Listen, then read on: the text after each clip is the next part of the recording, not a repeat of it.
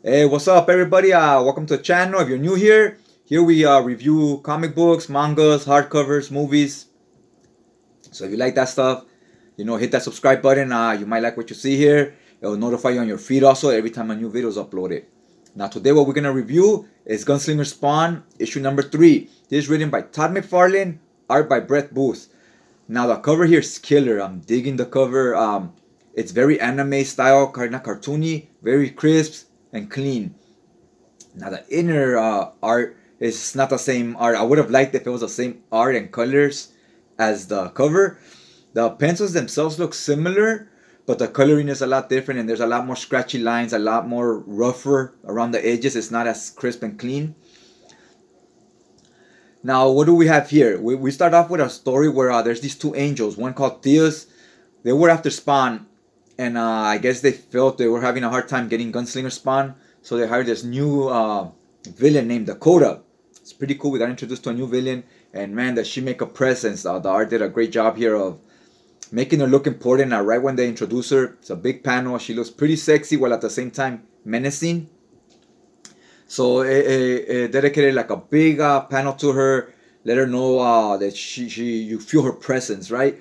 And she tends to control dinosaurs. And the way she's dressed is very old school, like the old Wild West.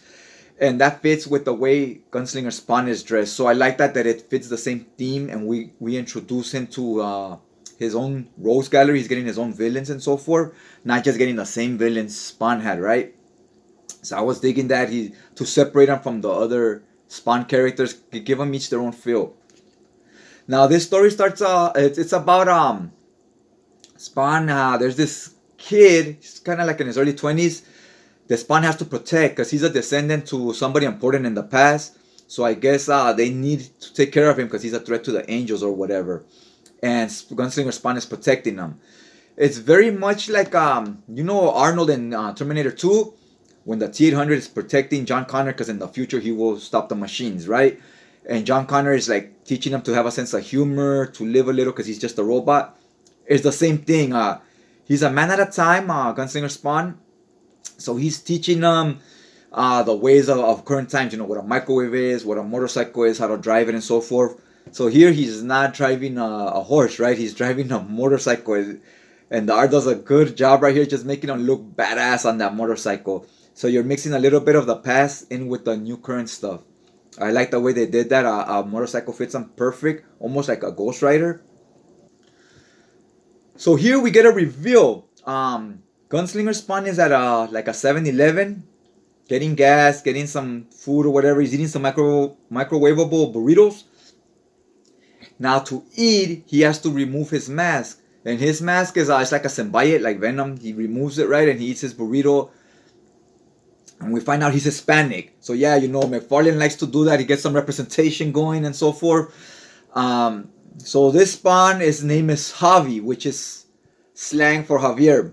So now we got a name for him, right? We know who he is. Besides just being a Spawn, we know what his other identity is. And he lets the character he's protecting, he lets them know he has all these treasures buried around the country, weapons and gold. And it turns out that gold he buried back in the days is worth a lot more money now than it is back then. So Spawn is balling. Javi's balling. He got banked. So it's interesting what he's gonna do with that money. As they go to get this treasure, they bump heads with Dakota, the new villain. Has a fight scene with the dinosaurs and so forth that she wields, and it's a pretty cool fight scene. I was digging it, but the art, it did a lot of these long sideways panels that they fit well in the screen, but on paper, on comic, they're small panels, which on a fighting, sometimes you want some big splash pages or maybe a 2-page spread. Especially when you're delivering the kill shot, you know what I mean? You want that in a big splash page. So the art didn't come off as dynamic as I would have liked it with this artist or whatever. Other than that, the issue was fine. Also, at the end, we show a panel showing the clown Violator. I was like, oh my god, Violator again, the clown again. Like, I'm burned out on the clown when I read Spawn. I wish we would just keep going with Dakota, and I hope we do. we'll see what happens going forward. Let me know if you read this issue, what you guys thought about it. What you think about the reveal where the clown shows back up. I want to see more of Dakota. I don't want to see Violator. We want to take this Gunslinger in his own direction, right? We don't want him just to be the same as the regular Spawn. I want to have him in his own Rose Gallery, dealing with his own shit, not just another Spawn title doing the same exact thing. So that was, I think, a step in the wrong direction in my opinion. But we'll see what happens. I am gonna keep reading this series and see where it goes. Let me know in the comment sections what you guys thought about it and what you thought about the reveal with Clown. All in all, it's okay. So we'll keep going along, and hopefully you liked the video. If you did, hit that like button, and I'll check you guys out next time.